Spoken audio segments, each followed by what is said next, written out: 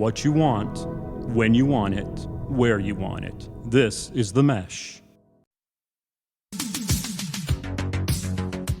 Brothers in Tech is a weekly podcast focused on personal and home technology, helping provide you, our fellow brothers and sisters in tech, with some information, assistance, and recommendations. Hello, everyone. Welcome to Brothers in Tech. This is our weekly discussion show about home, family, personal technology, especially from the Mac side of things that we like to talk about, we like to get into. With me is my brother, Brian Jackson. My name's Alan Jackson. I don't think I mentioned that, but Brian, how's it going? Good, Alan. I am doing well. I see it's later your time there, so dark outside.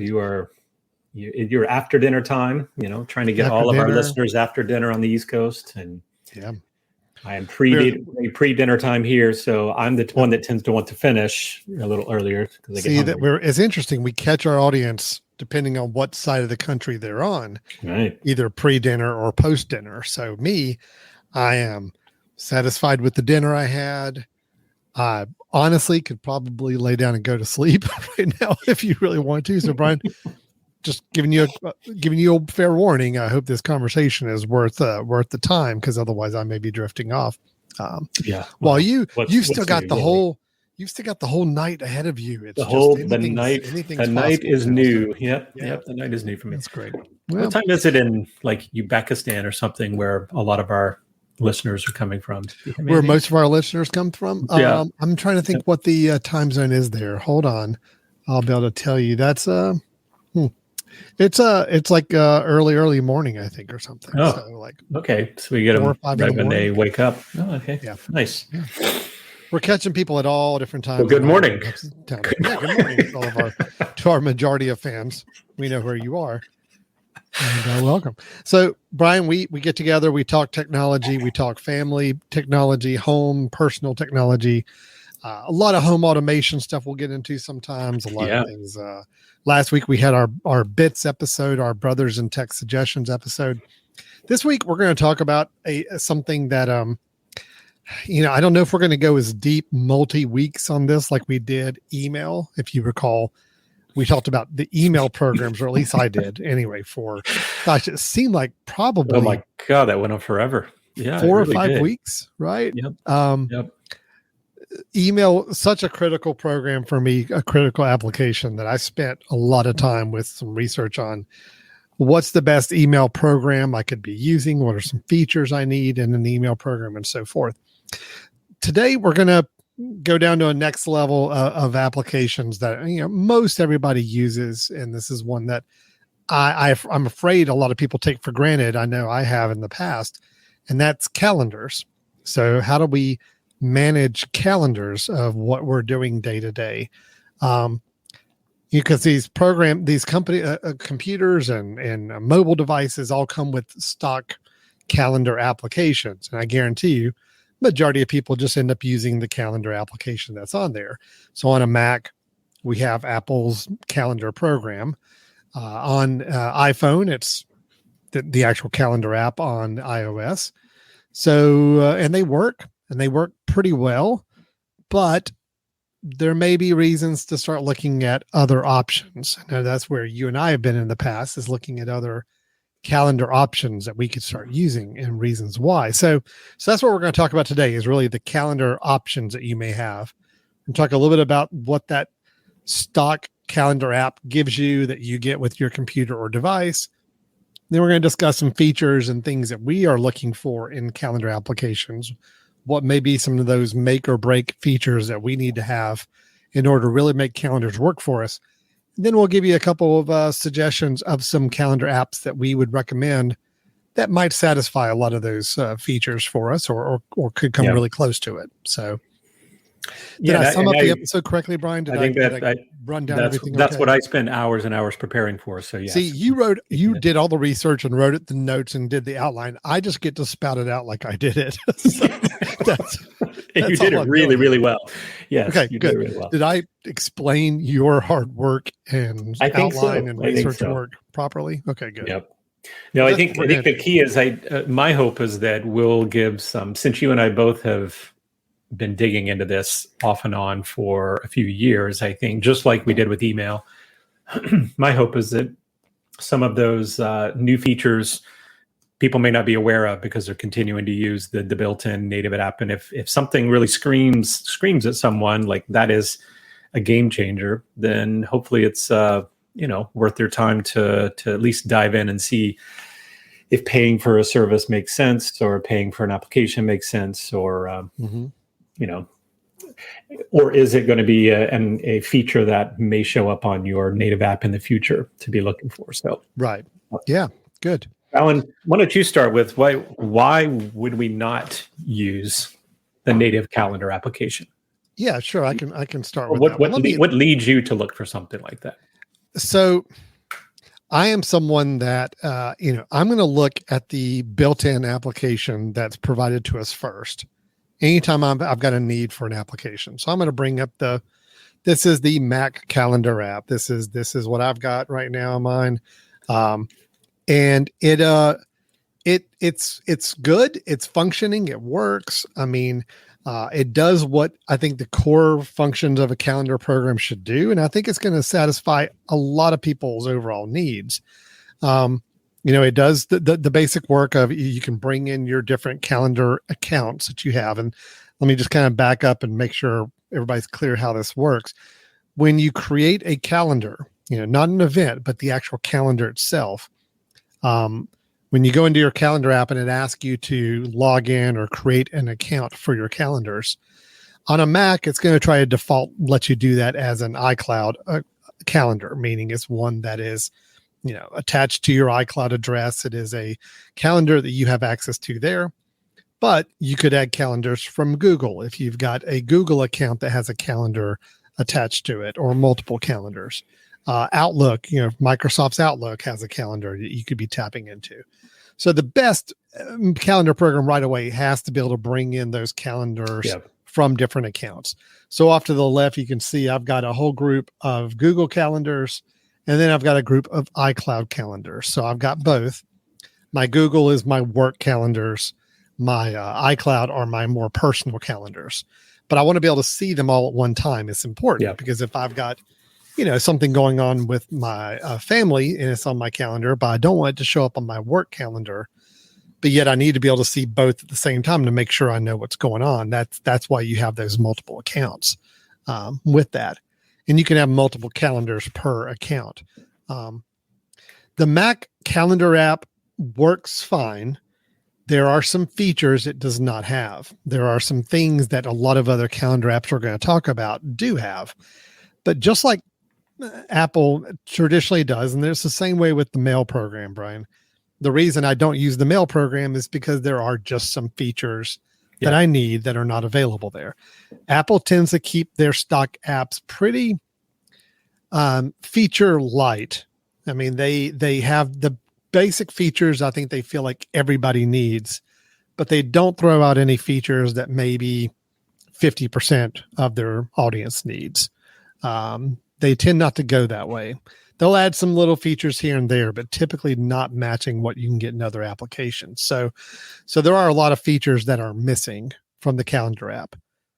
But I think it's important to know that, if you're a fairly light calendar user, meaning I just need a basic calendar to just put a couple of events on here or there and just make sure I can keep track of them, the Mac calendar app will probably do fine for you. Yeah. But if we're going to talk about some features in a minute that sound like something you may need, you may have to look beyond the Mac calendar app, either on the Mac or on the iOS, iPhone, iPad version. What about you, Brian? What's kind of your take? What keeps you from using the calendar app that comes with the Mac? Yeah, no, it's similar. One of the problems is, and this is one of the pieces I get a little nervous about when we talk about the other features, is that sometimes ignorance is bliss, right? When you don't know that there's a feature out there, then you don't know what you're missing, which is kind of nice because you can deal with what's already there. But once you do recognize that there are some features that make efficiency happen, then it becomes something where it's like, I need, do I need that, or I really want that? Because I think that's going to make my life a little easier. And for me, it was, Alan, it was a piece, which we'll get to in just a minute, of some of the features that I realized I was doing for other services. Like I was using other services to do certain things involving scheduling and calendars. And I didn't realize that there were applications that could do all of those at one place. And so for me, it was an efficiency thing of bringing several features that I was already finding other ways of doing them and bringing them into one house. So, so that's a big thing for me. I just want to quickly mention, Alan, when you talk about multiple calendars, I think most people should know that, this is an application that's bringing those services in. Yeah. So unlike, for example, Google Calendar, right? If you're someone who uses Google Calendar is a service and an application, right? So you go into Google's calendar page, and if that's the way you manage your calendar, it's a great calendar application. It does a lot of good stuff, but you're not going to be able to bring in an iCloud calendar, Outlook calendar into Google, right? So Google is only for Google. It's going to let you build a lot of different Google calendars. You can have one for work and home and kids and vacations and all sorts of things. But if you've got calendars outside of Google is not the best place to have your calendar. Correct. Now, having a Google Calendar in other places like Apple Calendars or some of the other features, some of the other apps we'll talk about later, works great. Yeah. Google Calendar data can be brought into other applications incredibly easy.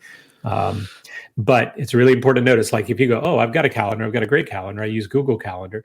That's super if you're a one calendar person. But if you are multiple calendar services, like, I go to this one for iCloud, I go for this one for this, then there's a problem. And that's where you at least need to look at the built-in calendar application, the native app at a minimum, right? Yeah. Yeah, it's a good point. I mean, a lot of people love Google Calendars. A lot of people use Google Calendars as their main calendars that they have. And look, if you wanted to just use Google Calendars, and again, you can set up multiple calendars under your Google account. Here I've got, it looks like about 9 or 10 under mine. It's great. And there are a lot of good apps like the native Google Calendar app that you could use to check your calendars and to make edits to your calendars and so forth.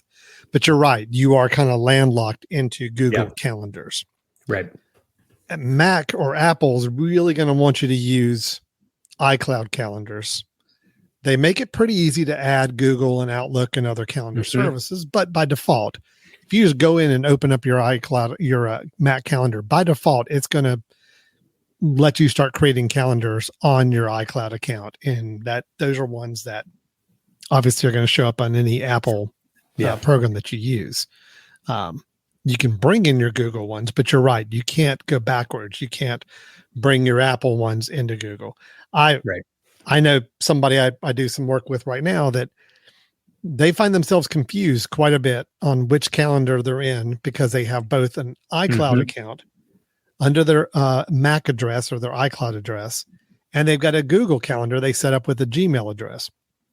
So when they're sending out invitations to a meeting or to an appointment, sometimes they're putting it on their Gmail calendar. Sometimes they're putting it on their Mac calendar. Yep. And if things aren't syncing up right, sometimes they're not seeing both calendars. So I've had to work quite a bit on making sure they know, okay, well, ideally probably pick one or the other to use as your main calendar. Yeah. But if you really want to have both, if there's a reason to have both calendars, that's fine. Just know that which one you're sending out invitations to and understanding which calendar that's going to show up on. Like for me, Brian, the ones that are in green up here are on my personal calendar, my personal iCloud account calendar. They're not technically appointments. These are like things I'm going to do and work on during those times. So it's more my personal work calendar of things I'm going to do. The blue ones are my Google work calendar events. And those are ones that are visible to my colleagues on my Google team. Yep. And they're also ones that we'll talk about in a little bit. I make available to people if they're going to schedule something on my calendar. The blue ones are the ones that they have to avoid when they're scheduling something with me. Yeah. Because those are actually true meetings or true appointments. So I use both the Google and the iCloud calendar for that reason, because I like having my personal one on one side that only I see, but then I've got my actual physical work appointments on one that my colleagues can see. So yeah, Alan, I had a friend that had a very similar sort of confusion, and I don't think this is uncommon, and something I don't know if you and I do enough of, right? We probably need to do with our podcast here, is really distinguish between services and applications, like apps. Yeah. And an easy way to think about it, we just talked about streaming services not long ago, right? Netflix is a service, but an Apple TV or a Roku is a way of seeing that service, right? Right. This application you're looking at right now is a way of seeing your calendar services, right? Just like, your missive is your email client, it is able to see your email services. That's so I think it's really important. You can have whatever email services you want, and most of them will work with all of these applications we're talking about. You have I don't know, does Hotmail even do a calendar anymore along with email? But you could have, don't know about that, all of these, possibly, right? yeah. Mm-hmm. Yahoo, I have a Yahoo account still. It has a calendar. You have Google has a calendar. You have iCloud. All of those services is where they're keeping your data. And we're talking about, here are some great applications to show that data and be able to use that data in a very easy, efficient way. So for me, I think we started this whole discussion about, why do we switch? Well, because the features are pretty light and they're standard. They do the features that I think everybody needs, right? But we're here to tell you there are features that you may not need, but you might want. And let's maybe dive into a couple of those. Yeah. Yeah. Let's do that. Let's talk about some things that we'd like to see, we really like to see in calendar applications. Yep. And we'll point out where they're not available, which most of these are going to be ones not available in the standard Mac or iPhone calendar app, right? Yeah. Well, let me direct us a little differently, Alan. What are the must-haves, right? And most of these, I think, a lot of the first ones are going to be available. Oh yeah, first couple right? ones are going to be must-have. Yeah. So why don't we say, for me, an absolute must-have. I won't even look at a calendar application if it won't work across multiple devices. Meaning, right. I need to be able to see that same calendar on my phone, on my iPad, on my laptop. That calendar application needs to look the same. So syncing across devices. So yes, if you put in a calendar event on your Mac, on your desktop, it needs to be in perfect sync with your mobile device. And that makes sense, especially for calendars. I mean, and again, I have seen people where they're using tools that could be synced, but because they're not logged into the same accounts in different devices, their calendars are not in sync. So let's say you have let's say you are going to use the standard Mac calendar application. Okay. You have a Google calendar that you'd like to use. That is your Google service, this Google service calendar. You have to be able to log into that Google service on your desktop Mac calendar app and log into it. So now it shows that Google calendar there. You will have to go to your iOS, your iPhone calendar app and do the same thing. Yep. We'll log into that same Google account. Now it doesn't do like an automatic sync for you. Like, okay, well, if you logged into these 5 accounts on your Mac calendar app, they'll automatically show up on your iOS. You're still going to have to log into each of those the first time. Okay. Right. But once you do, everything's in sync. Yeah. You may not have to set them up, right? Apple does a pretty nice job of like, if I go in and say I have them all on my Mac, I need to log them in, but I don't think I need to necessarily add them all again, right? If you have your iCloud account, doesn't it save your accounts? Yeah. I think your iCloud automatically logs you in if you're in iCloud, but I don't think Google. But your iCloud account, I believe, has your accounts with it. No, maybe not. Maybe I think for Google and other services, I think you still have to like go in and add it manually. Yeah. Okay. It's still a one-time setup thing to do, but the idea is that once you've logged into your Google account on both devices, it saves them. Yeah. They're in sync. You make an event on one device, it will show up on the other one and vice versa. Yeah. And regardless actually of whether Apple does it well, if let's say you have a Mac laptop, but you have a Samsung phone, right? The idea is still the same, right? We want to be able to see those calendars in both places, right? Which means both of them need to have access to that same service and need to be able. And for me, it's not necessarily. I think multiple places can have access to this. I mean, I have, 5 different calendar apps on my my Mac right now, and they all look at the same thing. Yeah. The question though is, do they act the same way, right? So if you have an app that is the same app, so if you have the iOS calendar app, Mac calendar app, and the Mac OS calendar app, they work the same, right? They're made to work the same. You enter something in, the same languages used, everything's the same. It's going to look the same. If you do one of the services we're talking about later that has an iOS and a Mac version, they're going to look the same. They're going to work the same. They're made that way. So the key for me, though, is that they need to have the sync. And this is where it's really important, Alan. I don't know if you've had people that have come to you about this, but the same thing that used to happen with email, where someone would say, I have that email on my laptop, but I can't see it on my phone.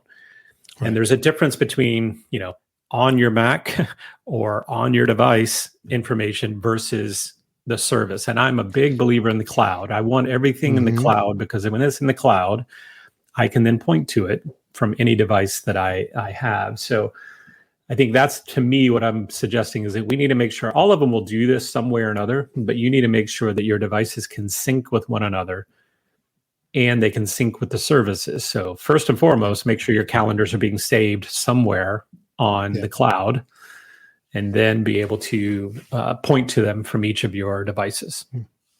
Now, the good news here is that any good standard Mac application for calendars will do this. Yes. Okay. As long as there is an iOS version of that application. Now, nobody's saying you have to use the same application on both your desktop and your mobile device. Right. You could use different calendar applications. Now, I think it could get a little messy. I mean, you're going to have different interfaces. You got different ways of dealing with it. But if they're both logged into the same calendar accounts, in theory, they're still going to be in sync with one another. Yep. Right. Yep. I mean, I know some people that really love the Outlook calendar on the Outlook mobile device, but don't like it on the desktop. That's Brian, but don't like it on the desktop. So I've seen people use the Mac calendar app on the desktop and use the Outlook on mobile.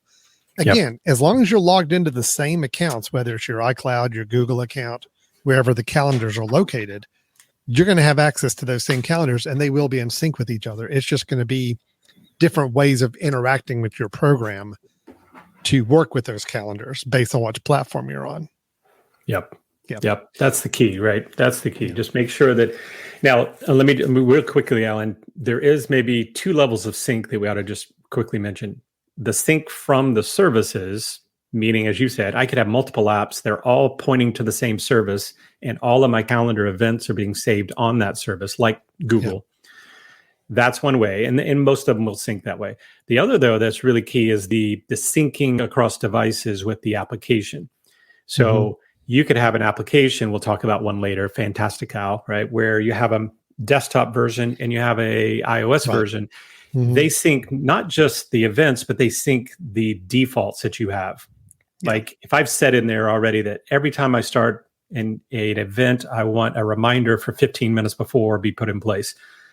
That syncs across as well. And to me, that's also a game changer, because it's just an efficiency thing, right? If I have a setting one place that says, this is my default calendar, these are my default settings, I'd like to have that default setting on my other devices. So that's another piece that's really important. So Good point.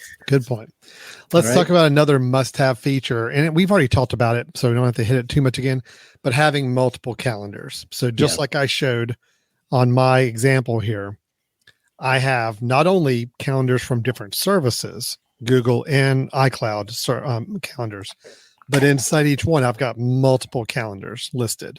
So the idea of being able to see them all in one place and then turn on or off whichever calendars I don't want to see at any time is an absolute must-have. Luckily, again, most all good calendar apps do this and allow you to do this, but just very important. Didn't always used to be this way. There are a lot of calendar apps used to be very proprietary.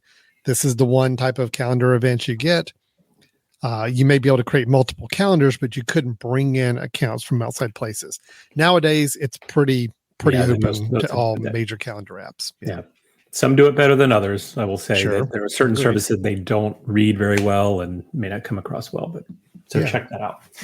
So, all right, Brian, what's another kind of must-have? Well, so I'm gonna suggest one about how to create events, which is all of them can create events. Some of them have a plus sign where you say, I want to create something new, and then you fill in your information. One of the things that's happened in the last few years, and I absolutely love it, is natural language input. And so what we mean by that is if I'm going to create a calendar event, I want the service to be able to take my natural language and create an event for it. For example, it used to be you'd have to give an explanation of what we're talking about. Yeah. Let's say that Alan and I are going to do a podcast on Saturday, and we're going to have it at 6:00 in the afternoon, and it's going to last for 2 hours. So it used to be that I would say, click a plus or add a calendar event, and then I would put a title, and the title would be, Brothers in Tech. And then I would have to go into the menu and say, okay, now that's going to last 2 hours, and it starts on this date, and it goes here. So Alan's doing the plus sign. Unfortunately, I don't think it's going to show up. You're not going to be able to see it on the window here, unfortunately. Yeah. But the idea is that, you could say, the example it gives here is it says movie at 7 p.m. on Friday. Okay. So there's the natural. Yeah. So you're doing the natural language. Yeah. So then natural language, as I was getting to it before Alan, undercut me, right? Yes, I'm the natural language would be that there's a entry point where you just type it like you would say it, right? Record Brothers in Tech on Saturday at 6 for 2 hours. And what it would do would be create an event on Saturday at 6 for 2 hours and title it, what your event was called. So Alan, create something. Hold on. I'll tell you what I'm going to do is I'm actually going to share the entire window instead of and so that way you can actually see the motions here. So if I go up, this is the Mac calendar app. If I go in and hit the plus button, it gives me a drop down where I can just type. Again, natural language. So what was the example? Friday? Do it for Friday. To record BIT or Brothers in Tech on Friday at 6. And I can't remember if it'll do like for 2 hours. Would that work? Oh, we're going to try it. No, so it does the 2 hours. Yeah. So you just have to say record Brothers in Tech on Friday from 6 to 8, and it would do it. Yeah, I don't know if it's going to change. It's already created the event, so it's not going to change it. Yeah.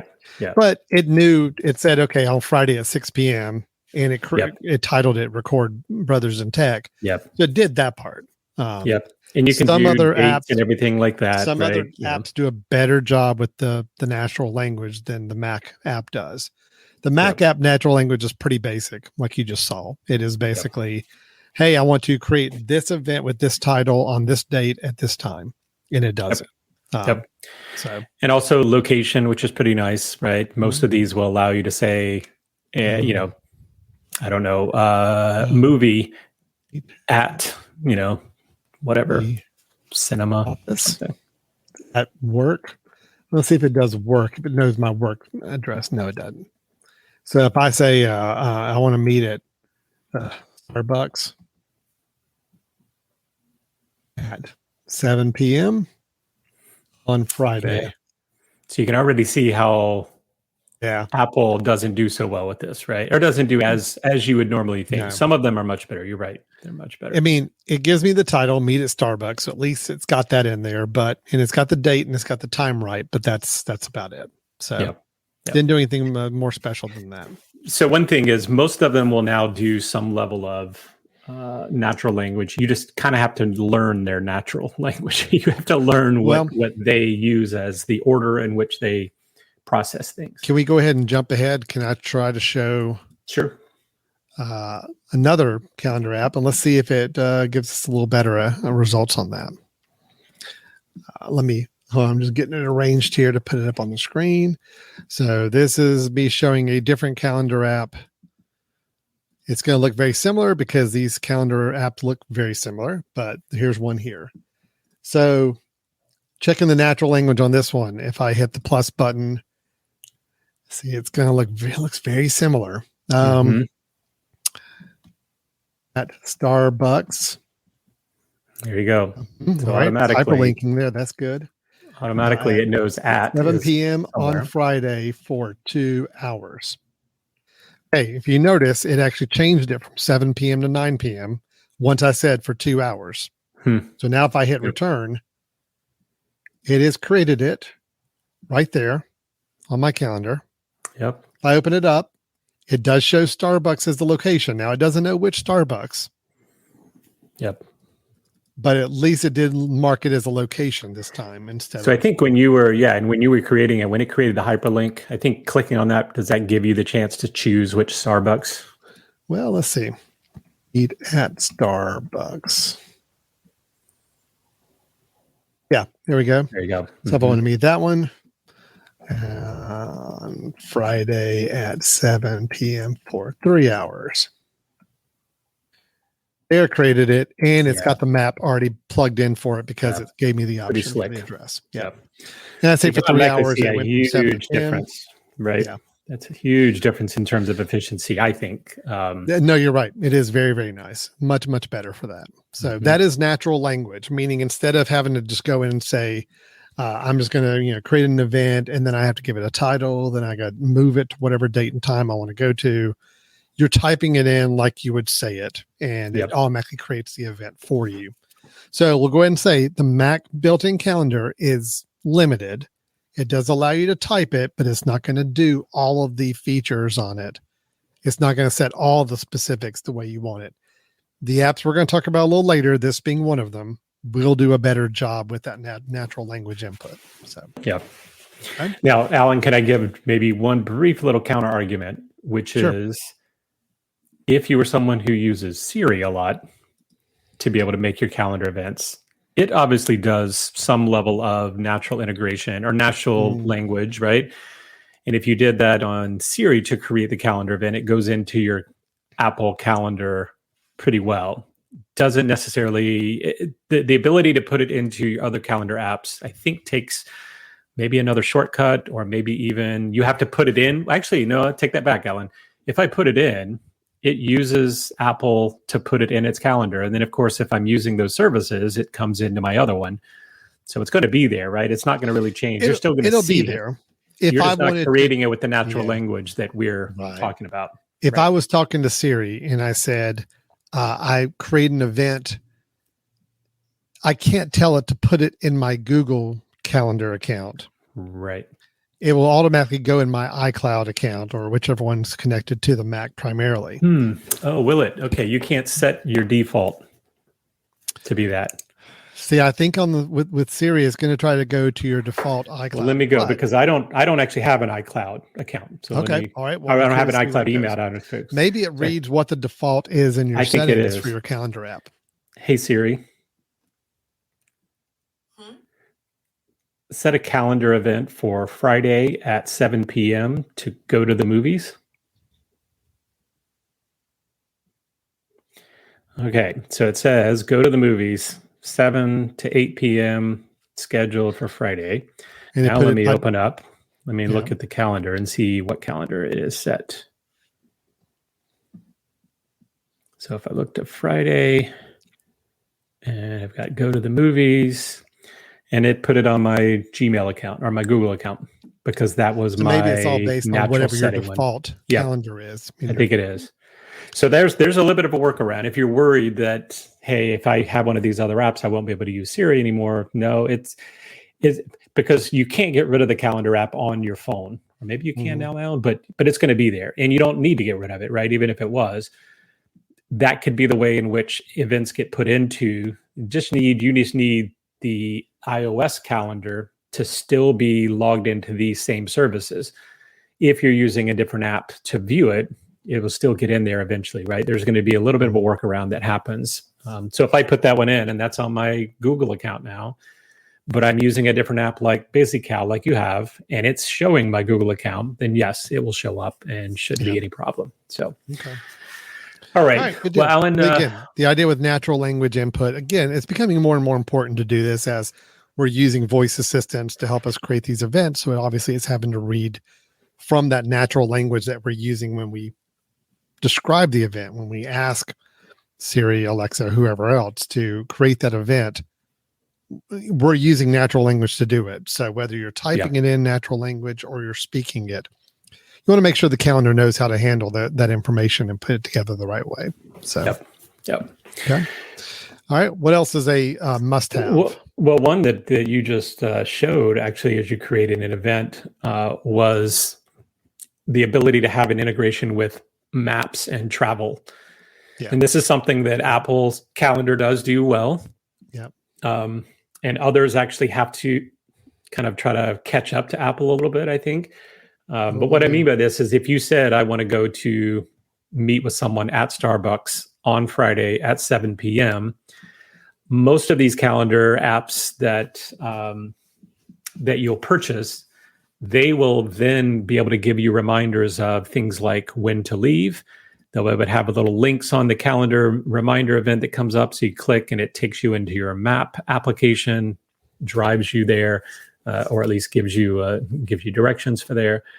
So I think that's one of the real must-haves, and I've really appreciated having that in my calendar apps recently. So, where's somewhere I want to go for a meeting? Where would I like to go?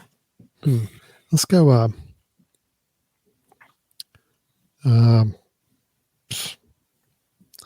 What's a restaurant I'm missing here? Olive Garden. Go meet them at Olive Garden. I'm looking for Olive Garden. I can actually type in Olive Garden when I'm creating the event because it's integrated with Google, with Apple Maps. I've got all the options here, so I can put that in. And if you notice here that as soon as I put it in, it creates the nice Apple map for it. Mm-hmm. One of my favorite things to do is to always add travel time. Yeah. So where I can actually say, all right, for me to travel there, it's going to take an hour and 15 minutes for me to walk there or 13 minutes to drive there. So I'm going to put in the travel time. And when I did, it created an additional extra space on my event because again, it's integrating with Apple Nobody Maps. can schedule you. All right, yeah. I know how long it takes to get there. And I'm going to go and add that time to the beginning of your event. So if you need to be there at 2:00, I'm going to make sure you're leaving at, 1:47, to get there. So, and it also right below that did your alert to be the option for the alert is when I need to leave. And that's what's really key is like, when do you need to leave because of the driving directions, right? That's right. Because I told it I wanted driving directions or driving time added to my travel time. Now the alert is based on, 10 minutes before travel time or 15 minutes before travel time, which is really nice. And then the alert is, it's time to leave. Like if you want to get there on time, you got to leave right now. So by putting in an address, you have some extra options on travel time and alerts based on that travel time, which is really nice. So Alan, do me a favor, go back in there to your editing and for that event. And if you take the time, click on the time there. So if you take the travel time off. Yep. All right. Does it allow you to do the alert, to switch the alert to time to leave? Does it then, so try time to leave. So that's what I tend to do. And I think what it does is it doesn't calculate the time to leave now. It calculates the time to leave at the time based on traffic and things. Wherever you are. Well, wherever you are. Or wherever you are. Right. Yeah. Because if you put in there right now, like Alan just did, and said, I'm going to be driving 13 minutes, then it gives you the 13-minute, which is nice. It's going to buff you up, buffer, right? But if you're not sure how long it's going to take to get there, let's say I'm doing it tomorrow morning and tomorrow morning's traffic's crazy, then there's the ability to say, you know what, notify me at time to leave. And then it gives you a notice early to say, hey, you need to leave now. The problem is it's not booking off your calendar. So you've got to kind of play the game there a little bit as what's really important for you. A little bit of the challenge with that too is, yes, the alert on time to leave is nice, but I mean, if you don't know, it doesn't give you an option of 10 minutes before time to leave. Right. With this. Right. So if I didn't know that there's tons of traffic now and it is now like it says, oh, by the way, you need to leave right now, like 30 minutes Yeah. before you'd plan to go because it's going to take longer to get there. Yeah. I would like it if it would actually have given me option of saying, yeah, look, I don't want to add it to my calendar, but wherever I am as it's leading up to that event, be calculating for me what time it's going to take to get there, and then notify me 15 minutes before what that new time to leave is, because that means I can start prepping and getting ready to go.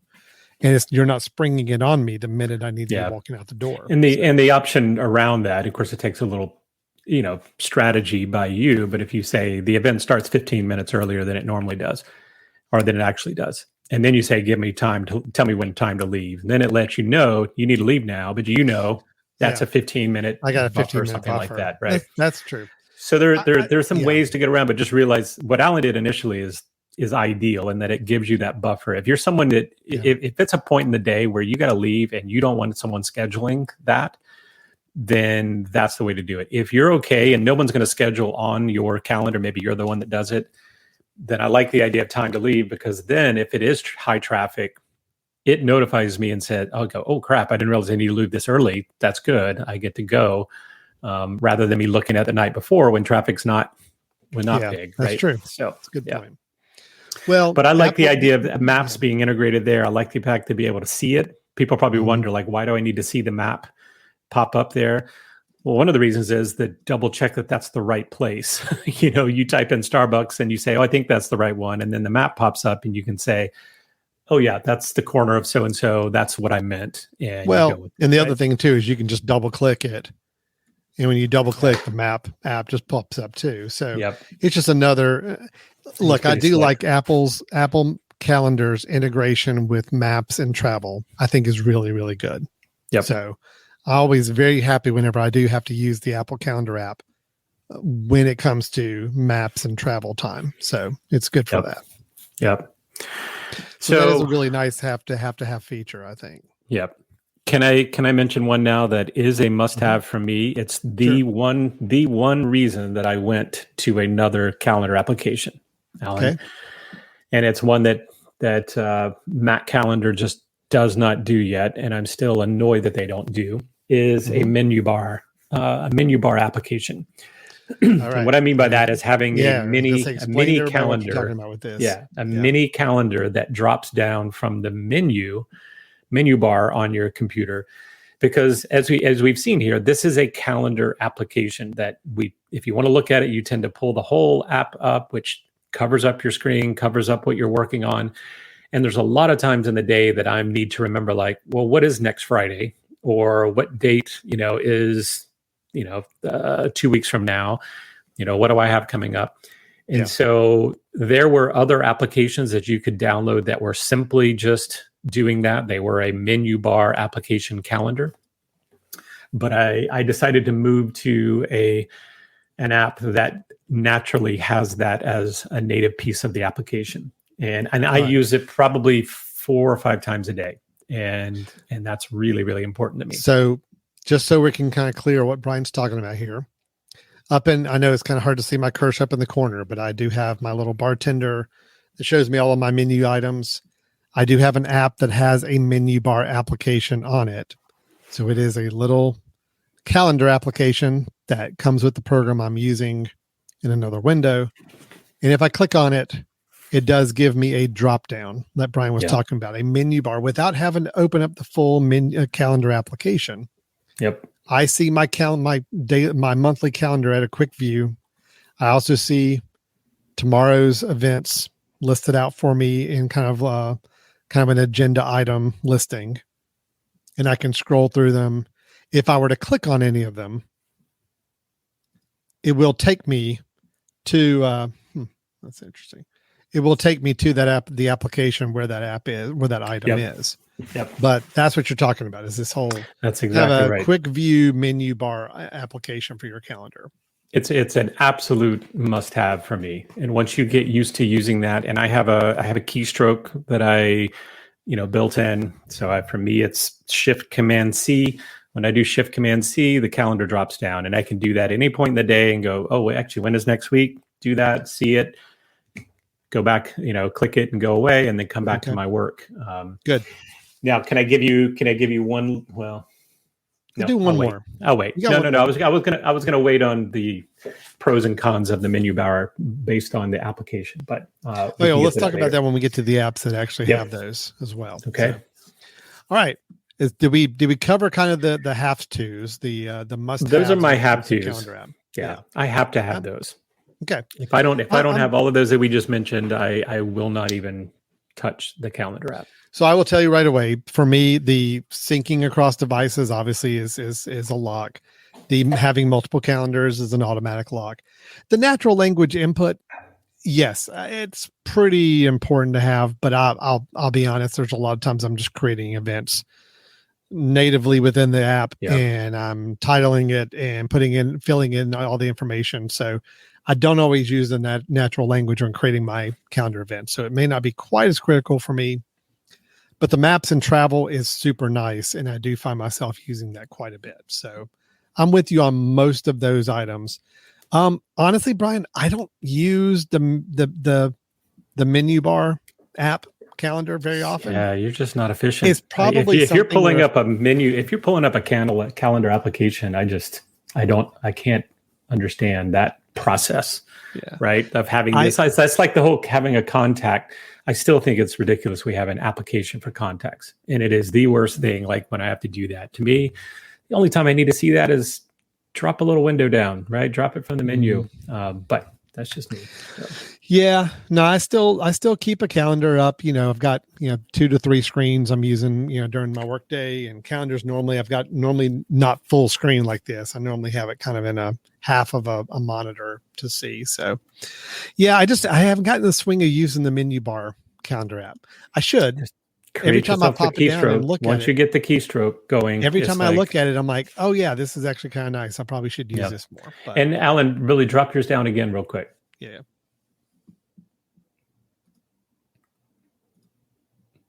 The other nice part is there is a type in bar right there.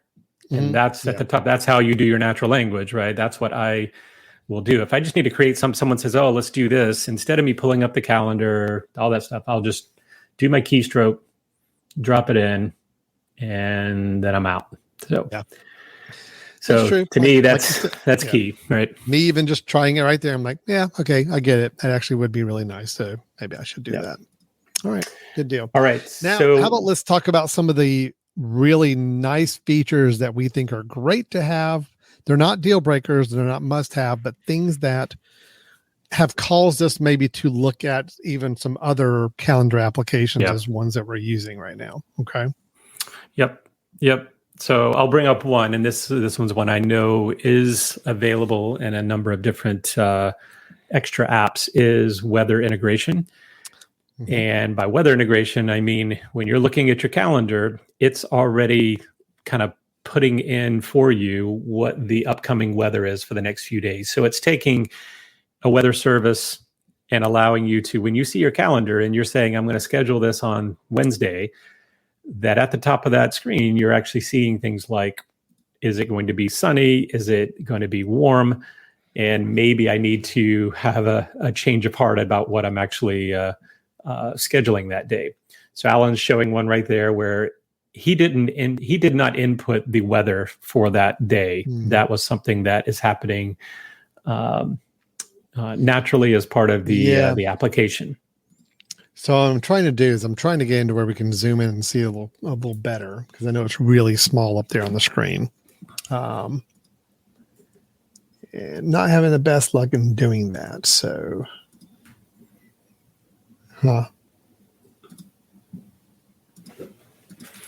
where's my little zoom tool?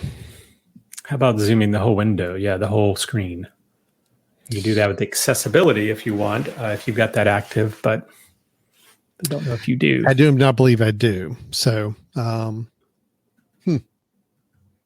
okay, well, look, let's just say there's, in case it's hard to squint in, there is a little calendar, a little weather icon up in the top of my day on Saturday.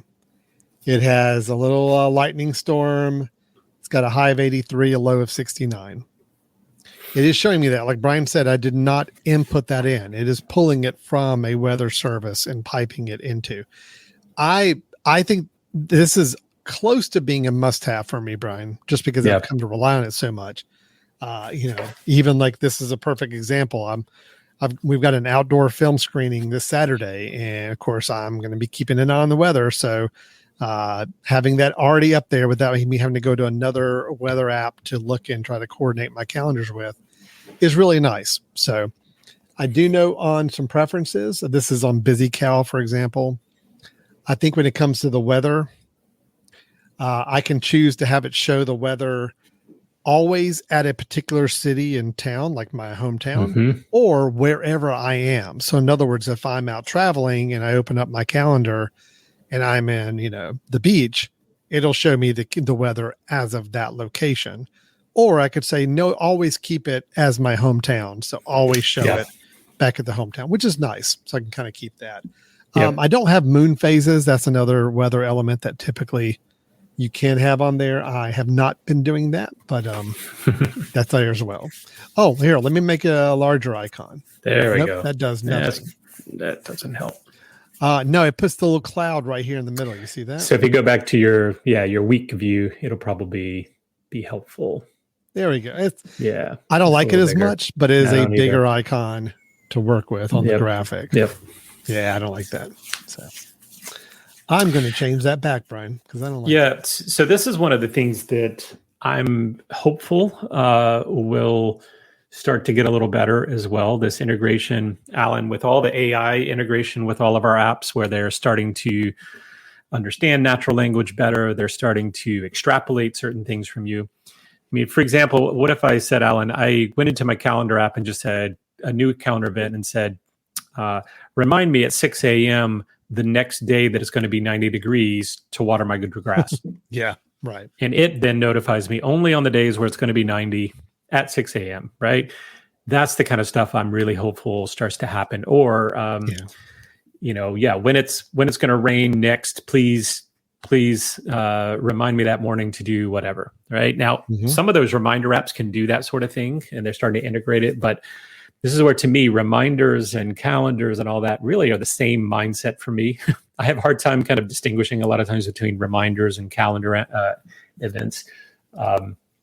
So I would love to see that. And I'm hopeful just showing the weather as part of calendars right now will tell you that that's going to be happening. Just like we said with travel, right? You should be able to say, schedule me to leave work, X amount of minutes prior to, whatever event is going to happen, and based on traffic, going here, right? It starts to know when it should do these things.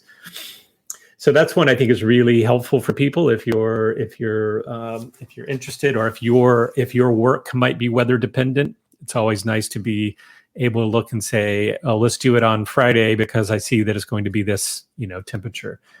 Yeah. Another one, Alan, that I've gotten really keen on recently is conference call integration within my events. And with that one, it's if I set up a meeting, the location a lot of times has changed these days, right? This is something that's happened in the last few years where your location may not be an actual place. Your location may be your location actually may be a web video or a video call, a Zoom meeting, something like that. So Alan's got there, one of the applications has the ability to add a video call, meaning you put the link for that video call in there. And now when that meeting comes up or the reminder comes up, there's usually a quick button that says, go ahead and join the meeting. And it goes right into your Zoom or your Teams or whatever your web conferencing is using. So it's simply just taking a link, just like it did with Starbucks earlier, to say this is where the address is. Now it's doing the link of this is the application that I need to bring up so that that meeting will happen. And I use this all the time now. Initially it was very spotty because they were just trying to roll it out. Now, if I set it and it's a Zoom meeting, then it pops up with a reminder that says, do you want to join? Just click one button and join and go. So super slick. Well, in this example, Brian, I actually had it create a conference call, a Zoom meeting, for example, in this situation, this particular calendar app is linked to, I was able to log in with my Zoom account With Zoom. Nice. through this calendar app. So if I go in and create an event and say, I want to add a conference call or a Zoom call to it, I click a button, it immediately creates a Zoom meeting on my Zoom account, adds the information, the link to my calendar. So if I had other people invited to that calendar event, they would now see the link in their calendar invite. And it becomes a one-touch operation. It's pretty slick. Then when the event comes up, I roll over that join meeting button and it automatically opens up Zoom to that account that I created, that call I created, and it's very seamless. So if you have an application that will let you link to an existing conference call service, I think it could be a Microsoft Teams, could be Zoom, could be GoToMeeting, some of these other ones. Having that integration is really nice, not only for responding to calendar invitations you get from people that have a conference call component and be able to quickly go in and join that call, but also initiating your own conference calls and inviting other people in there. So yeah, that's agree great. with you on that. That's really nice and very easy. So yep. And just on that note, if you're someone like me who was doing repeating Zoom meetings, like classes where I have a class that goes Monday, Wednesday, Friday at a certain time, you can do that in Zoom, right? I can go in Zoom's panel and say, I want to create something. It goes every 3 days, blah, blah, blah. But getting rid of one of those sessions or saying, well, this is going to go for the next 3 months at this time on these days, and then deciding I want to cancel one of them, really hard to do within Zoom's scheduling. But if you do it this way, where it becomes a repeated event and you're doing it just like any other repeated event that you might have, you go in and delete one of them. It says, do you want to delete that one or the whole series, right? It just makes management of that scheduling a lot cleaner when it has that integration, right? It just means I don't have to go to 3 different places to do all my scheduling and calendar activities. So that's great. So conference call integration, I think, is, again, not necessarily a must-have for me, but it is really, really nice to have. So far, Brian, am I right in saying that the Apple or the Mac calendar app doesn't have conference call integration to that same extent? I know it doesn't have the weather integration to the same extent. Am I right in both of them? It does not. Let's see. Let me double check real quick with calendars. I don't think they've added the weather. I'll try one too. Yeah, basically I can add notes and I can add a URL to a meeting, but I can't add a service automatically. I can add a URL, so I can go to Zoom and copy the URL from my call and put it in there and invite other people to it. Realize they obviously don't want you using other services. So can you put someone's here we go. name for FaceTime, right? Yep. Yep. You can add a FaceTime call. Yeah. So they want you using that service as built in, obviously. I don't think you can add on any others. Now, I wonder, can you add no, you can't add a Zoom account or anything to that. So yeah, they're going to let you do a FaceTime call from that, but that's about it. So Yep. So if you were going to do a FaceTime call, Apple Calendar is really good for that. If that's the way to do it, sure. Include the FaceTime call in there. Unable to add video call link. Try again. And it's not letting me do it. So there you go. I don't know what's going on there, but this is one reason I don't use Apple calendars. But if that continues to get better, one of the things about FaceTime, some of the new announcements is it's going to be really, really nice for meetings soon. It's got some integration that's going to be happening. So this may be a direction to come back to at that point. So could be, but as it is right now, weather integration and conference call integration, 2 of the things we've mentioned, are not in the Apple Maps or Apple Calendars application. Correct. So yeah. Okay. All right. What's another nice to have feature, Brian, that we want to specify? I'm gonna let you actually pick yours, which is skipping this one, if you're okay with that, because I think that's just a one-shot deal, but the other one's going to take some detail. So do you want to do templates next? Well, yes and no. I can talk about templates, but only in theory. Okay. Because the application I currently use the calendar app does not have templates, but the idea of a template is Well, that's how I think you can- ought to talk about it. Let's just make it simple. Go ahead and sure. go ahead and talk Create about a it. template basically means where you can go in and create an event, create a meeting of some sort. Brian, you kind of alluded to with like your classes where it's something where there's a lot of information in that calendar calendar event that's going to be very uniform across multiple. Consistent. Sure. It's consistent. You're going to have a lot of different instances of this.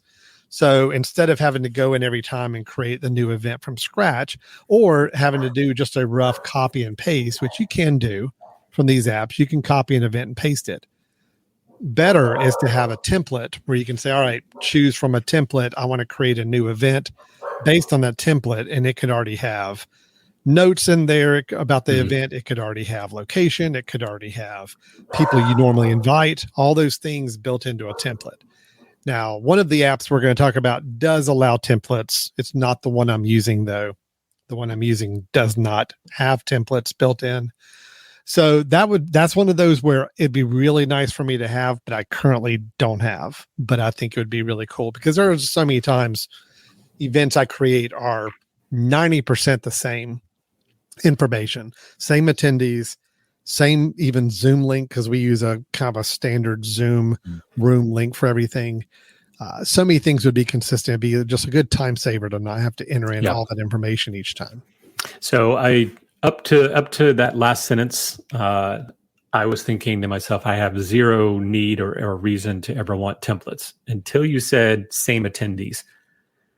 That's the one that is a killer for me, right? And I'm sure people may get this. If you are someone who creates meetings with other people, like my department, let's say I'm going to invite 6 people, 8 people, whatever. Yeah, entering those in over and over and over again, right? That I could see being a game changer. That's a good point. If I just say there's a new and it's drop down, it's going to be a department, and boom, department's already included on this, right? The people, I think that would be slick. That's where they come in nice. So again, it's a nice to have. I do not consider it a must have because obviously I'm using my calendar app without it. But it is one of those things that when I think about it, the more I know it's out there in the wild in another application, it's something I wish I had in mind. So. All right. So let's talk real quick about one that I think is pretty important because there's multiple layers to this. And one, and the idea is scheduling. Like right now we've been talking about you creating your events yourself, you scheduling something. So Alan knows that he has something going on 7:00 on Friday and he puts it in. But there's a whole layer of scheduling from the work perspective that these applications can help with. And this is something that Apple Calendar, the native calendar app will not do yet. And I think is really, really beneficial. So Alan, one of the, it's when we think about scheduling, how we go about scheduling events, to me, there's kind of 3 layers of uniqueness that could happen, or 3 things that could really be helpful. One is saying, okay, I'm going to schedule something, and I'm scheduling it with multiple invitees, multiple people. I don't want to send an email to them to say, when are you available? Or I don't want to send an event and have them come back and say, I can't do that. I want to see when that person is available in order to schedule. So that is what Alan's pulling up right now. Absolute worst things possible. It's a time suck. Well, it's horrible. I mean, if you think about the constant communication that's going back and forth between a group of people trying to find a time to meet. Hey, here's some times to meet. Tell me which one works best for you. And then you get 12 people all writing back all different times, and you're having to kind of reconcile and figure out which one is going to be the best time for the most people to meet. Like by the basic thing, and this is the Apple Calendar app, all it does is, okay, I can just add my invitees. And they're going to get this calendar invite, and they can either accept it or they can reject it. And that's pretty much what you've got on the basic level there. So again, you throw out a calendar invite and you hope people are going to be able to attend, and you hope to watch as many people hit the accept button and not too many people hit the reject or refuse button. And that's about it. And if it doesn't work for people, you're going to have to go back to the drawing board and create another event or change the time or something. So it's a pain. So Brian, what's the options on best way to work around this with some different apps? Well, Yeah, a number of these apps now, and this is where the caveat comes in, is that you can then see their availability while you're scheduling. Mhm. So when you type that person's name in and it says, oh, this person, and then assuming it has access to their calendar, then you will see right there below, their availability, right? Yeah. And of course, this was on calendar. Calendar can do Yeah. that. Right. But And I need to bring in, hold on, I'll show you. Yeah. So if I'm on the same calendar system with somebody, Yep. like a Google Calendar, and we're in the same Google team, service, yes, yep. I can see availability of other people based on their time that they show that they're available or not. So it does show. And this is an Apple Calendar. This is in the Apple Calendar. So it helps a little bit, but I mean, there's a lot of times, Brian, I'm scheduling people that I don't have access to their calendar and I can't see their availability. So I'm still shooting in the dark to find out if they're going to be able to make it or not. Okay. So let's clarify. Alan just said, if they are on the same service, there are a number of applications where you can see their availability. So if you're both on Google or you're both use the same service for your calendar, you can even do that on Apple Calendar. You can do that on Fantastical. You can do it on BusyCal. All of those are going to do the same thing, where you can see their availability if it has access to their availability. Realize there's no way that my calendar is going to have access to Alan's iCloud calendar if I'm not using something that relates to iCloud, right? I mean, there's just not going to happen. So, So then the challenge is, how do I figure out a way to schedule it when I don't know their availability? Okay. And that's where the really beautiful stuff starts to happen in some of these other calendar applications. Yeah. For example, being able to say, I want Chris involved, I want Bob involved, I want Sarah involved, putting them all in. There are applications that will allow you to then send out almost like a poll to them that says, click on which one of these you're available for. And it only sent out the ones that you gave it to send out because they were ones you had available. And then once it all comes back that everybody's available at a certain time, it just books it. It's like, gotcha. So How nice is that? Everything is super slick. Everything just happens. Fantastical is one that does that extremely well. But realize it's a pretty slick opportunity for it to send something out, not schedule the event yet until it waits until they respond with what they're available with. And I think it even does it by a little web survey sort of thing. Which of these? Great. And then all of a sudden, when everybody's responded, it just grabs it and says, okay, your meeting's at this time, and everybody gets scheduled or get a link to be scheduled. So now, I love that. To the best of my knowledge, there's only one application that's a calendar app that we're going to be discussing that has that service built in. Yeah. Now, this service does exist in other third-party applications. You can use some services that will then you give permission to link into your calendar, and then you can send out that same email through this other service to your list of people and say, okay, here are the dates on my calendar available. Everybody pick the one, and then it just books the one that the people choose. But it's using another service. It's using another add-on tool that you have to kind of integrate with your calendar.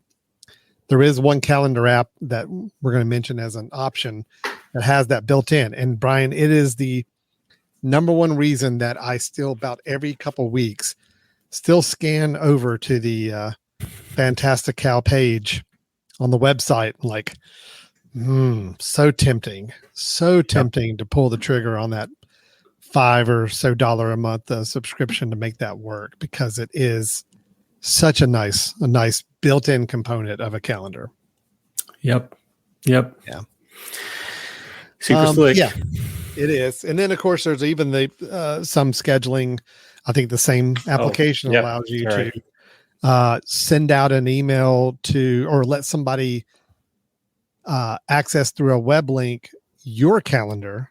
Yeah. And see when you're available and let them book a time on your calendar. So let's say if I said my blue calendar that I'm showing up here on the screen is my truly non-available schedule, but if I wanted to let anybody schedule any other time with me from 8 a.m. to 6 p.m., for example, I can set that up and say, all right, if somebody goes to this link, and I actually have a link like it in my email signature, It's like, hey, if you need to schedule a meeting with me, here's where you go.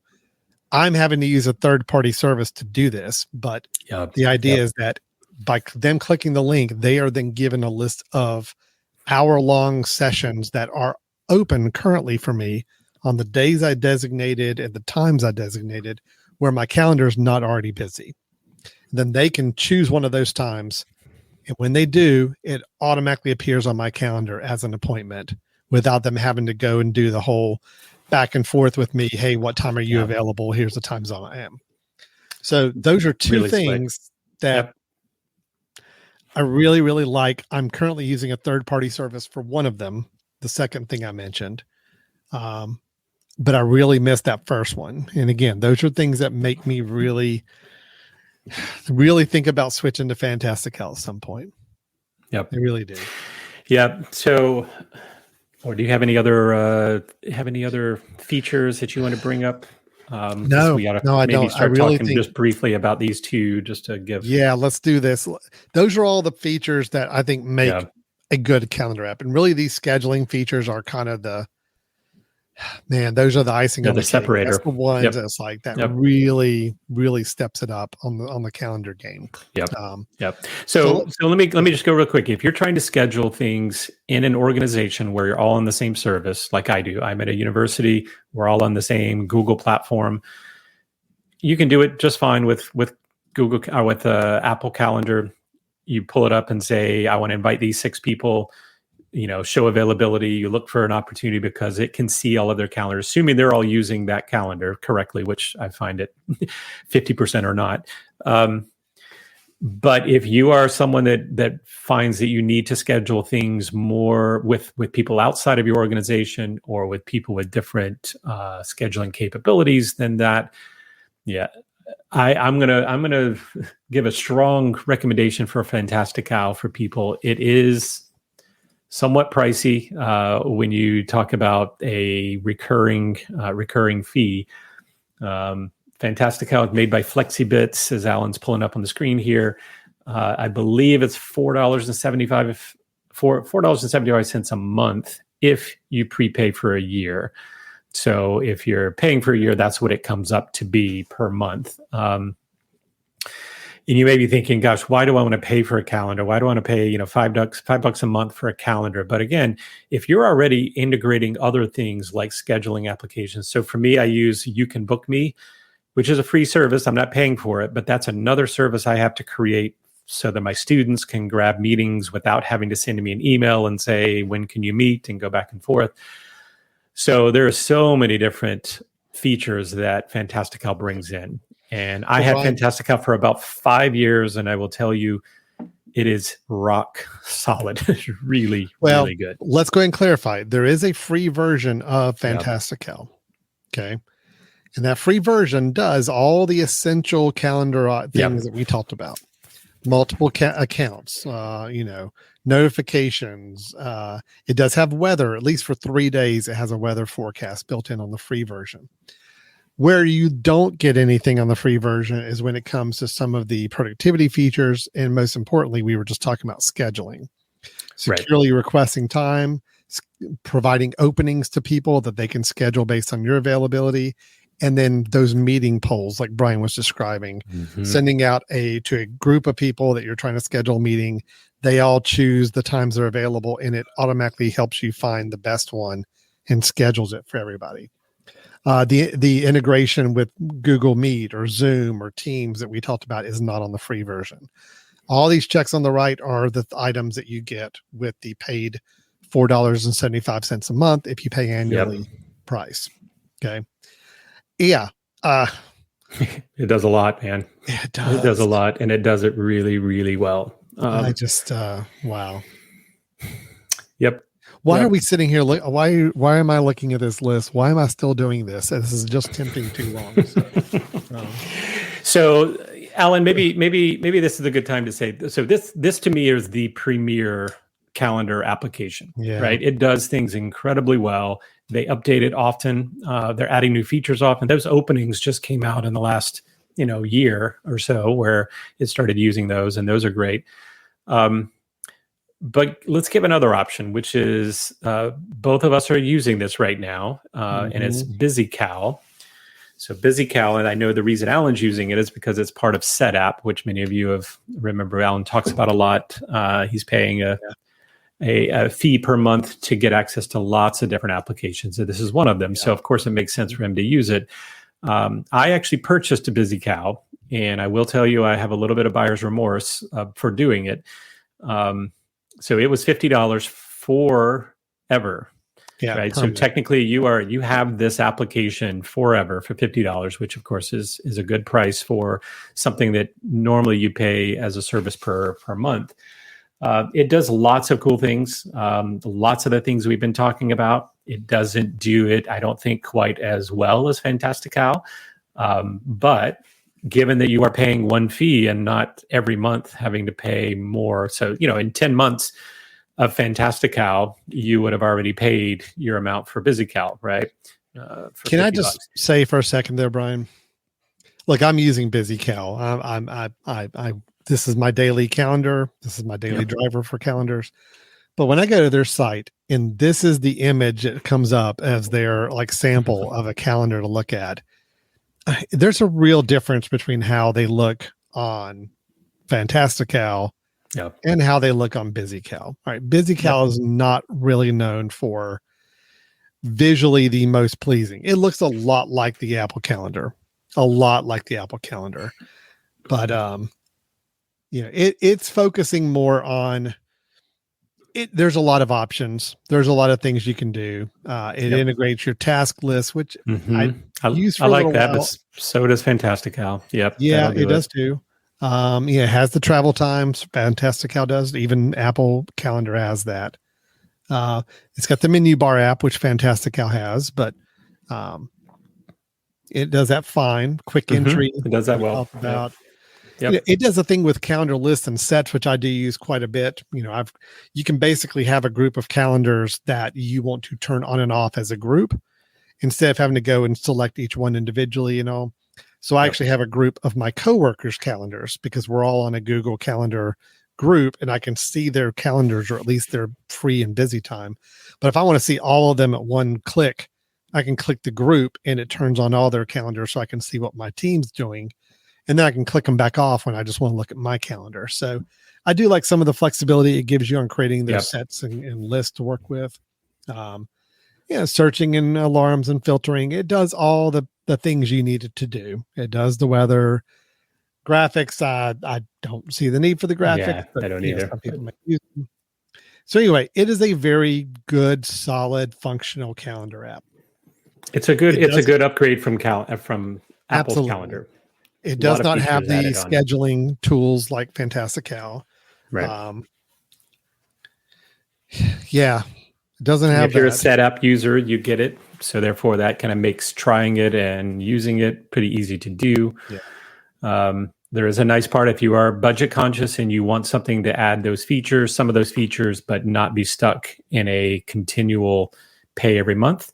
Paying $50, getting it forever. And I think if I remember correctly, Alan, you get to upgrade within the first 18 months. So let's say they come up with a new version 16 months after you purchase, you get that upgrade. But after 18 months, I think you're set with the version you have, right? Yeah, so no new features. Buy a new version if you wanted to upgrade. So, which I think they give you a budget friendly $20-something for an upgrade. But so anyway, it's good. It is good comparatively, but I can tell you I have buyer's remorse right away in that I go back even right now to prepare for the show. I'm looking at Fantastical going, it's just so much cleaner. And I'm thinking of classes starting up this fall and how I'd love to just go ahead and integrate all of the scheduling and everything with it and not have to do two different my You Can Book Me app and When Is Good.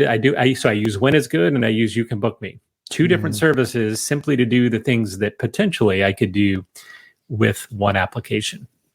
I just have to commit to it. So Brian, I think summing up kind of where we are with calendars right now, right? We're both doing the less than optimal ideal of what we want to do. We both have realized that the Apple Calendar is not meeting our needs. Okay.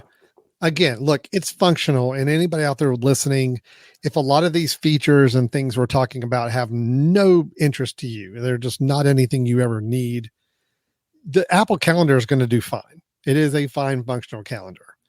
For those people who are looking for a little bit more and maybe trying to help improve their productivity by not having to use other services they may be using, these other apps are things that are going to help improve your use of calendars. And these are the two we kind of highlighted, BusyCal and Fantastical. They're not the only two. There's a lot of other calendar apps out there, but I think if you look in terms of popularity, rating, kind of acclaim in the Mac community, it's really these two calendar apps that are kind of the ones people think about. And both are good upgrades. They will both add more things to the calendar experience on your computer or on your iPhone. BusyCal is good. BusyCal does a lot of good things. Fantastical is awesome.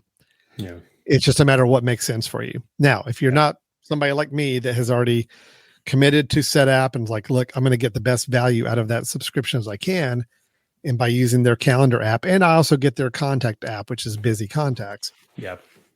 I'm going to keep using that just because I'm already paying for the SetApp, and it causes me heartburn to pay for another service when a comparable service is available on the thing I'm already paying for.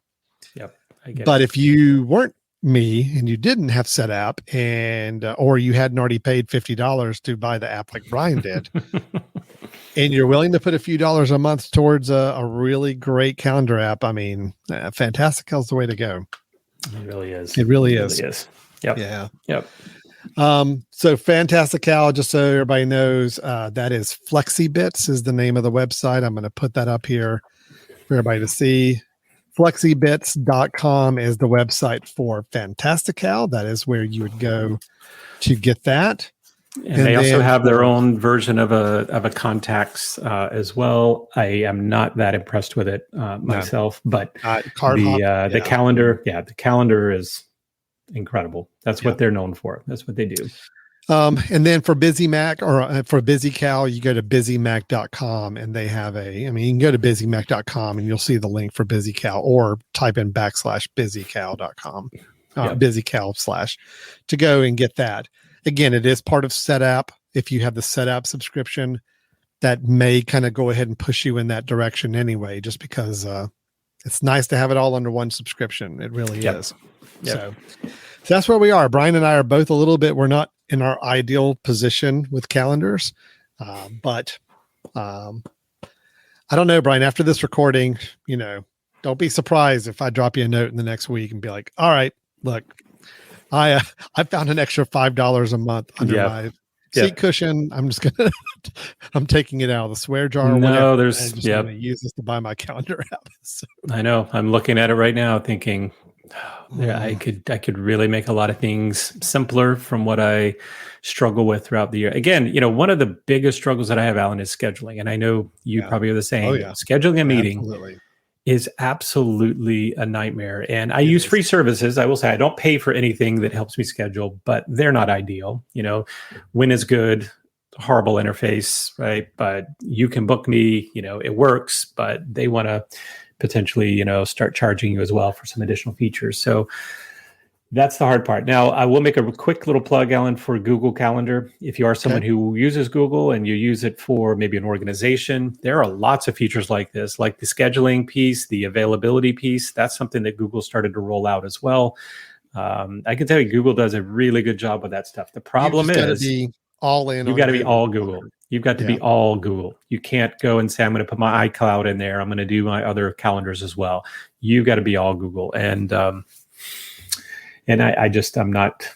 not ready to do that. And, I don't think I like user interface applications that are actually on your computer rather than going through a web for things. I'm not a big web person. So that's another challenge, but or for a budget, that again, you can do a lot with Google. So, have you seen the widgets that Fantastical has for Mac or iOS widgets for their calendars? Oh yeah, I used to use it. Like I said, I used it for years, right? I And mean, the they widgets on seem the to keep iOS adding widget. new ones that are Yeah. really nice. Yeah. Yep.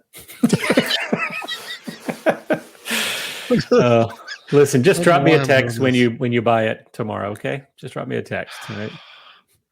Is there a way to get it and install it on 2 computers? It's not, is it? It's pretty much one computer, one license, right? I don't know. Okay. But remember, it's free. Try the free one out. Try the free one out for a while. Look, I've tried. You've used, okay. I know it. Yeah. But the paid version is what I need. Yeah. Okay. Did they do a team benefit that Brothers in Tech could, team up together on this one? I guess probably. Oh yeah, they do have a team pricing. It's $4.75 per user. Okay. Nice. Got it. Yeah. Perfect. That makes that just sense. allows the collaboration though. That allows it does between allow that, which is good. Yeah. right? If you're going to be in a team and you're going to use a Fantastic Out, absolutely go with the Teams version. Yep. Because it does allow you to, you can basically create an account for every one of your users. They have their own private event, but then they can share events and all that real nicely. So yeah, it's really great. Nice. Mm-hmm. Yeah, it's great. It's great. All right. Okay, Brian. Well, this turned out to be a lot more depressing an episode than I realized it was going to be. I hope everybody. What I think all of our users really want, Alan, is for you to spend the next 4 weeks devising a plan and go ahead and kind of compare each one and do an Excel spreadsheet and all that for us. I mean, I'm sure there's other ones out there as well. I just think you need to do the deep dive, and we'll all benefit from calendars. Really? It just means you need to pay for Fantastic Out. So yeah, and it's all it's going to end up saying. If Brothers in Tech wants it, Brothers in Tech wants you to have Fantastic. Look, I made the jump. I'm paying for my email program, which is a lot of people say is unheard of. Yeah, that was a big move. But I am still super happy with it. And Missip does not have a calendar. It does. It does have a calendar. Does. Okay. Yeah. But it doesn't have the features. I mean, you're paying that much. I can't imagine it's not great. Some features. It's not great. Okay. But yeah, you do have a calendar. I've used it briefly and it just didn't. Okay. That's not the main. It's an add-on. It's an add-on. Yep. So, okay. Yep. Just like Spark. Spark has it as well, right? They have a calendar, but it's just kind of an add-on so that you don't have to leave their app. Yeah, a lot of these mail programs, they say, well, we're going to add a calendar functionality because we can. We're already linked up to your accounts. But that's not their They're not putting the feature-rich elements. Right. Yeah. It's basically like, well, if it's one other extra reason for you to stay in their email program and not leave, they'll keep you in there. And again, for some people, it's probably fine. It's probably just enough for them. Again, but I think when you're somebody who is needing to, you got a lot of travel you're doing with your schedule, you've got a lot of meetings that you're trying to coordinate. Weather, having to have your weather piped in and understanding how you're going to set up your schedule based on weather conditions. I mean, a lot of these factors, that's when you need a calendar app that's going to keep up with you on those. And right. Yeah. Good thing is there again, you are, you've got 2 really good options. There's several others, but 2 we can go ahead and recommend are good upgrades and good apps for your calendar needs. So, yep. Okay. Yep. All right, Brian. Well, if anybody either wants to rub it in our face that they use Fantastic Cal and how much they love it, or talk about maybe another calendar app we didn't talk about that they want to recommend, or some feature about calendars that we ought to be putting on our need to have list, how can anybody get a hold of us or join in the conversation here? Well, send us an email at info@themesh.tv. And again, tell us what you're using, what you suggest, or the limitations that you find. You can also go to our website at www.brothers-n-tech.com. All right. Well, that has been our conversation on calendars. It has been, it's been okay. Sorry, depressing for you. It's been fine. It's been fine. It's been a good conversation, and now we're just upset. So until next time, we will look forward to talking to everybody soon. We should be back hopefully next week with some more tech talk and topics. Brian, if our calendar works, if our scheduling works or something. We get it scheduled. Brian, just as a teaser on what I think we may have to explore next week. So are you still a Twitter user at all? Are you still active on Twitter at all? Yep. Yeah. Well, active. I'm a viewer. I'm not a contributor, me but too. yes, I'm a viewer. I'm not a poster, but I'm a viewer. Yeah. Have The you limits been hit, and things. Have you been hit in the last 24 hours with you are now no longer able to see certain number of I tweets? have not been hit with that, but I have seen people posting about getting hit with it. Yeah. Pretty crazy. Yesterday morning, I get up, I fix my coffee. It's Saturday morning. It's kind of a little tradition. I like to kind of sit outside. Now, Twitter's like my reading because I have my Twitter list kind of curated to all just my news sources and things I read. And it's like, sorry, can't share any tweets because you have exceeded the rate limit. And that has been a new policy they had to roll out. There's a lot of controversy on why that is, why that's happening now. But I think we may have to reopen up the conversation about some alternative social media. Because, I think some of these other alternative to Twitter saw their numbers skyrocket in the last 24 hours. So, and it might be time in the next couple of weeks to revisit some of those social. Maybe we need to bring our sister in tech in on that one and see what her thoughts are. She's the social media she butterfly. Mastodon or a Blue Sky or a Spoutable or what's the other ones? Gosh, I don't know. There's others. I can't remember right now. There's a lot of other options now. It may be time to kind of refresh our thoughts on those a little bit. So a little teaser there. We'll see what happens. All right. Thanks everybody for watching and listening. And we'll talk to you next week. All right. Bye-bye.